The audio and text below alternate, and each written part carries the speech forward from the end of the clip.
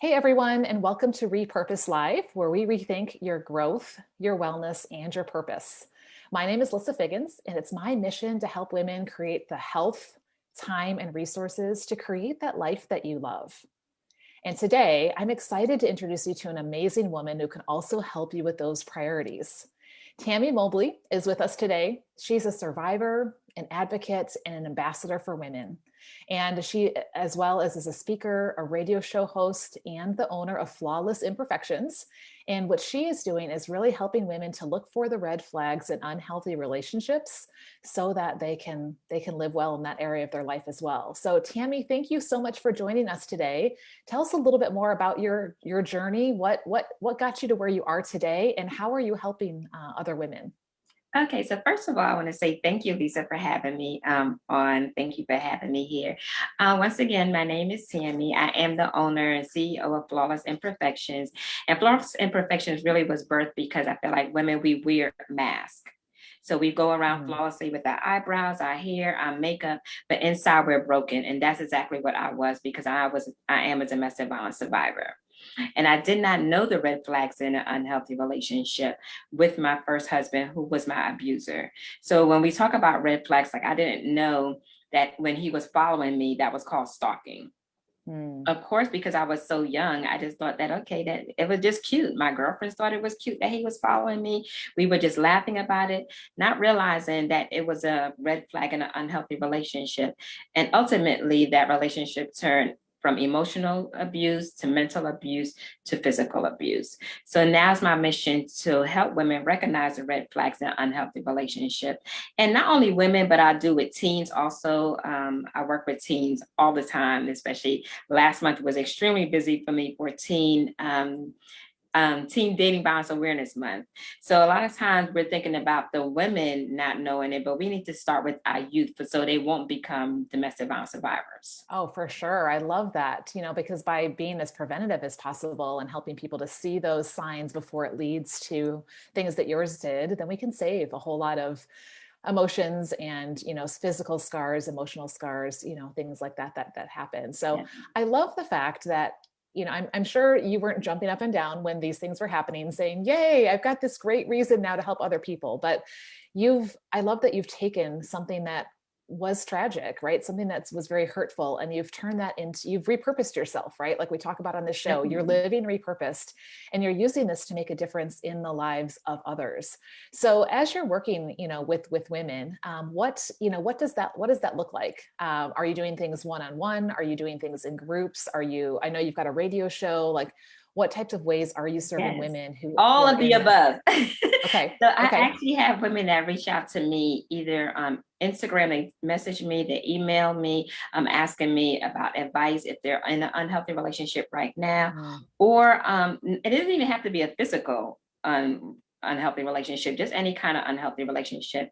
I provide group sessions to girls in middle school, Responsible, Empowered, in Love. That's my Real Girls program. So Mm. I'm contracted with public schools, community centers. I do that. I also provide group coaching for anyone that asks me, facilitation. And I am contracted with Department of Social Services throughout the state of Virginia, where I am actually called Survivor's Voice. That's who I am, Survivor's Voice. I provide a voice for the survivors. And as you mentioned, weekly on my radio show, Beyond Survival with Tammy, where we recognize, empower, and support survivors. We have survivors on there, but that show is not only dedicated to domestic violence survivors. Anyone that has survived any kind of life challenges are on the Mm. show, because Okay.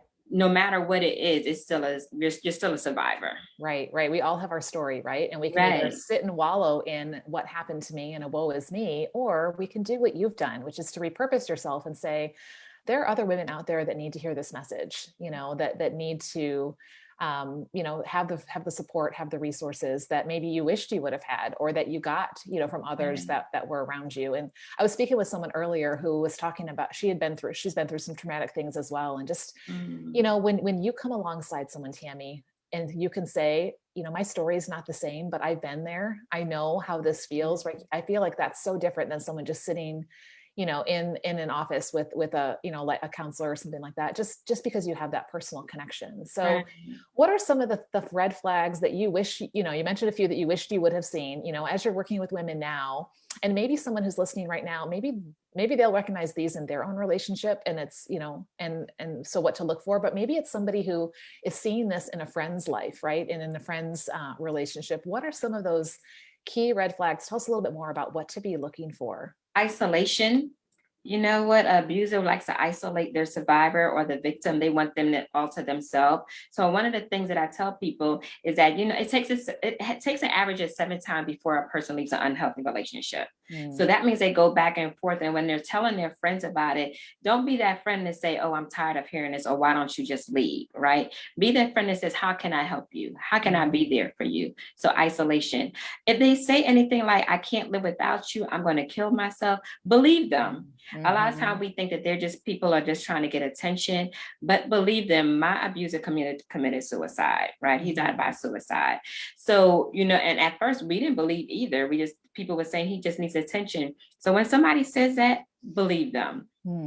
And be a friend. Like really, what's one of the biggest thing is to be a friend to somebody. There's so many red flags as far as constant calling you, the need to be accepted, putting you down emotionally, mentally, financial abuse, which a lot of people don't even think about financial abuse, controlling you with finances, saying, you know what, if you leave, like you're not going to have this house. So there's so many different red flags in an unhealthy relationship. And a lot of times we are blinded with love. And we think with our hearts instead of our minds. So we don't even see those red flags in an unhealthy relationship, or we don't even know that there are a red flag. Right, right. And do you feel like, like if someone's listening and they're that friend, and they're not sure if there's something going on, is it better to say something, or is it better to sit back and not say something because you don't want to, accuse someone of something? Like, what do you usually recommend in a situation You like can that? say to a friend, I heard there's something a little bit off. Is everything okay? How can I help you? But what we don't want to do is pass judgment. We don't want to say you should leave. We don't want to say, if I was you, this is what I would do. We don't want to say anything like that. I was a peer counselor for domestic violence survivors as well. I worked in a shelter, and I would have an average about 30 clients a week. And a lot of my clients would say, I don't want to say anything because my friend would do something else. But in reality, we don't know what that person is going to do. So a friend should just be, I'm here for you. How can I help you? What would you like for me to do? Right, right. And to allow it to go on, what have you seen in situations where either the significant other has allowed it to go on, or the friends haven't said anything, as to how that progresses and the impact that has? What do you mean by allowed it to go on? Because the survivors don't allow it to go on, right? Okay, so yeah, I like that, right? Right? So I guess somebody not taking that next step, right? Just thinking about, if someone's seeing these red flags, and whether it's in their relationship or it's a friend who's seeing that, just the dangers of allowing those to just pass by and not say something, and not really kind of take a hard look at what's going on. I guess looking at your story, like you said, it sounded like there was a progression, right? There were red flags that were on a certain level in the beginning, but then as they continued, it sounds like it continued to go, in an unhealthy direction, and, ultimately ended up in quite a bit of other things at the very end there. So anything else that you would recommend to someone who, maybe listening right now, that may be saying, you know what, this is me, or I'm thinking of a friend or family member that I'm seeing this in? I would say because 1 in 3 women are in an unhealthy relationship, right? So I would say the first thing, if you feel like you're in an unhealthy relationship and you are not safe, find a domestic violence agency, find an advocate. And the first thing that they would tell you to do, and I would tell you to do, is have a safety plan. And what a safety plan means is that you are thinking of a way that you can leave this relationship safe.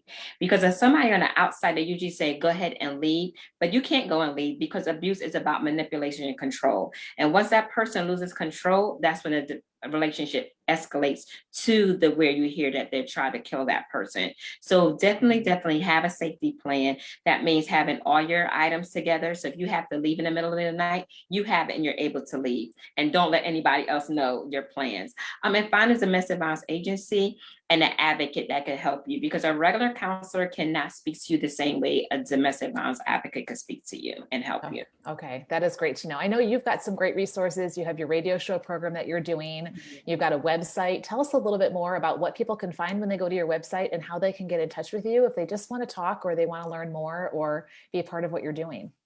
Yes, my website is Flawless Imperfections. So that's www.flawlessimperfections. There is a self-love free worksheet on it that they can have. If you're a survivor and you're interested in being on the show, it is a live radio show. You come into the studio, so feel free to reach out to me there. There's information on there that you can reach out to me. You could be on the show, and you don't have to be a survivor of domestic violence. You could be a survivor of any kind of life challenges. So just reach out to me. If you want a girls program, also, you can reach out to me on my website. There is a contact page on there, and I speak to everyone directly. That's fantastic. I will have you put the link to that in the comments of this video. So that way, if you're listening and you'd like to get some more information or you'd like to be involved with what Tammie's doing, put that down below. And Tammie, what is a sobering statistic you left us with, that 1 in 3 women are in an unhealthy relationship? And so not that, we're looking for everything hiding under every rock, but just pay attention, right? Have your eyes open, be listening, watch for these red flags, and be willing to really care for, somebody who may be hurting right now and just not saying something. So thank you, Tammie, so much for being with us today. Thanks for being willing to share your story and to share hope, because you are in a great place. And I know that you're happily married and enjoying life and really making a difference in the lives of others. So that's testimony to the fact that, that you can change things and bring healing. So yes. Yes. Well, thank you so much for everyone for joining us. We'll look forward to seeing you next time on Repurposed Live. Thank you.